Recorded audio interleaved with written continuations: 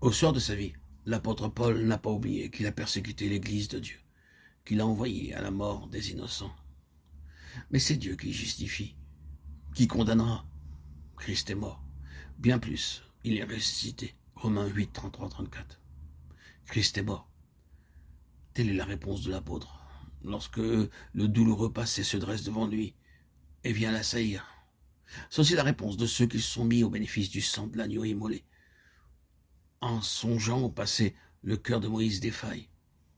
Ils ne croiront pas, dit-il. Ils diront, le Seigneur ne t'est pas apparu. Exode 4, 1. Autrefois, Moïse avait supposé que Dieu voulait délivrer les enfants d'Israël par son moyen et de son propre chef. Il avait agi. Quelle erreur avait été la sienne. Maintenant, Dieu l'envoie. Quelle différence.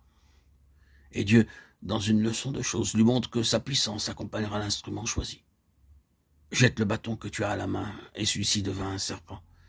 Saisis à nouveau sur l'ordre de Dieu et redevint un bâton. C'était aussi là un cours préparatoire pour l'Égypte, où Moïse devait avoir affaire aux magiciens. Il ne fallait pas que le moindre doute, la moindre incertitude subsistassent dans le cœur de Moïse. La foi est le chaînon qui relie le néant, l'impuissance de l'homme à l'omnipotence de Dieu. Si vous aviez la foi, dira plus tard le Seigneur, rien ne vous serait impossible.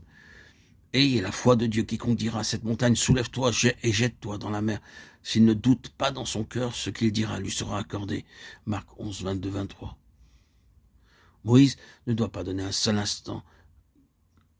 Il ne doit pas douter que ce qu'il dira sur l'ordre de Dieu s'accomplira. Il ne doit donner aucun sentiment de doute,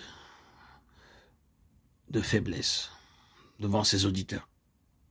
Aujourd'hui encore, Dieu prend grand soin de l'éducation de la foi chez ses enfants.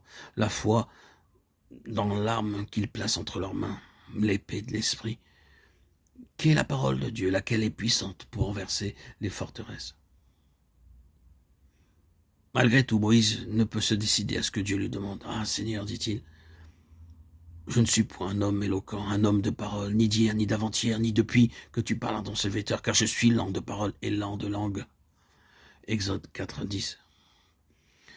Moïse essaie encore de se dérober à l'appel. D'abord, il a dit « Qui suis-je ? Je n'ai ni position, ni influence, ni autorité. » Puis il a suggéré l'incrédulité possible des Israélites. Ils ne me croiront pas. Autrefois, ils ont refusé de le faire. Je n'ai pas envie de tenter un nouvel essai.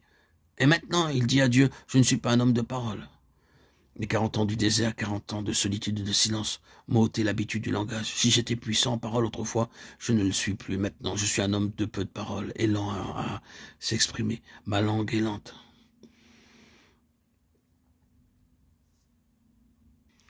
C'était là sa meilleure préparation, mais Moïse ne s'en doutait pas.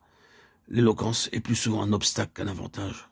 Lorsque Dieu parle, ce qu'il dit est bref, mais ce qu'il dit s'accomplit. Et lorsqu'il choisit une personne pour qu'elle soit son porte-parole, il arrive qu'il la prenne sans facilité d'élocution. Mais il peut d'autant mieux s'exprimer par elle.